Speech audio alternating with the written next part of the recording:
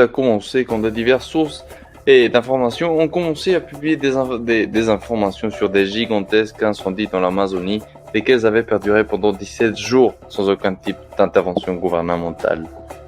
Celles-ci étaient les nouvelles que tout le monde a crues. Et quand on parle de tout le monde, on parle de tout le monde. Des artistes influentes, des youtubers et des chanteurs et des personnes normales comme moi. C'est ici qu'on voit l'apparition d'un nouvel hashtag intitulé Pray for Amazonien, avec lequel c'est nous qui ont aidé à diffuser cette avalanche d'articles, de photos et d'avis de personnalités de tous horizons.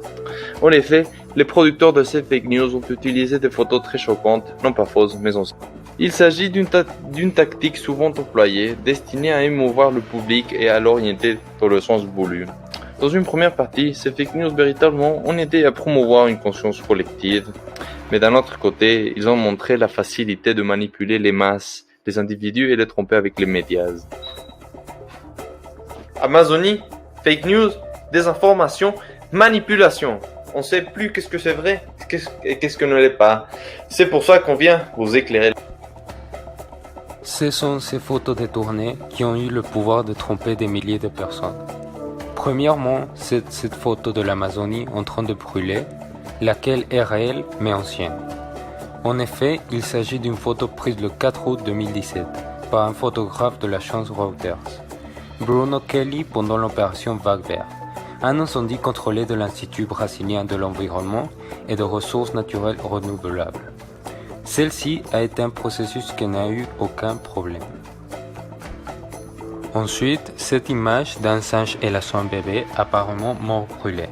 Celle-ci a été l'un des plus virales, mais elle a été prise par le photographe indien Avinash Lodhi à Jabalpur, en Inde, en 2017.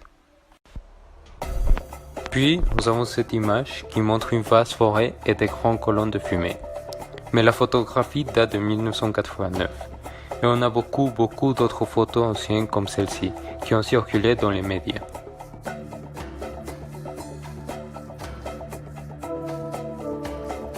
On peut aussi dire que les ONG ont été des acteurs principaux dans cette situation, et peut-être l'acteur le plus bénéficié à cause des donations. C'est pourquoi ils avaient l'intérêt de continuer avec la propagation de toutes ces informations. On a des incendies contrôlés dans le Brésil. En effet, avec l'arrivée du nouveau président Jair Bolsonaro au Brésil, le pays a commencé à augmenter l'exploitation des ressources et une manière de le faire, c'est on déforester l'Amazonie pour utiliser ce type de terre pour d'autres types d'activités. Et certaines personnes pourraient dire c'est un peu méchant, oui peut-être, mais quel pays n'exploite pas ses ressources? Il faut dire que sans l'intervention des hommes, en effet, l'Amazon ne prendrait quasi jamais du feu, à cause de son écosystème humide. Et selon le professeur Guillermo Morin de l'Imperial College de Londres, sans incendie, il n'y aurait pas de vie sur Terre. Et qu'est-ce que cela veut dire?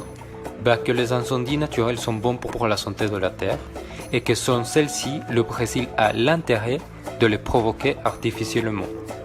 Mais il existe un facteur très important qui va empêcher le Brésil de déforester trop. En effet, le Brésil est très proche de l'équateur, ce qui techniquement devrait provoquer énormément de chaleur dans le pays. Mais l'Amazon empêche ceci. C'est-à-dire que le gouvernement ne veut pas surexploiter l'Amazonie, puisque ça serait pas du tout convenable.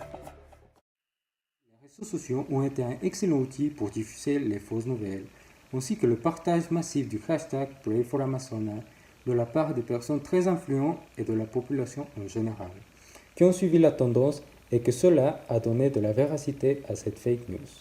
Cependant, la pression sociale a aussi influencé aux masses de tomber dans la désinformation. On peut évoquer assez de mouvements qui luttaient contre l'utilisation des pailles, puisque les pailles contaminaient énormément, et oui, ils contaminent, mais aussi parce qu'ils tuaient les animaux dans les océans, et oui, c'est vrai.